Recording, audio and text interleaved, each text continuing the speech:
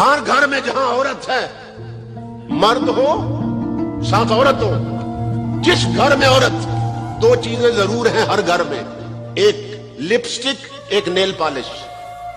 ہر گھر میں جہاں عورتیں ہیں نا، دو چیزیں ضرور ہیں، ایک سرخی جو ہونٹوں پہ لگاتی ہیں عورتیں، ایک نیل پالش جو ناخنوں پہ لگاتی ہیں، یہ ہر گھر میں موجود ہے۔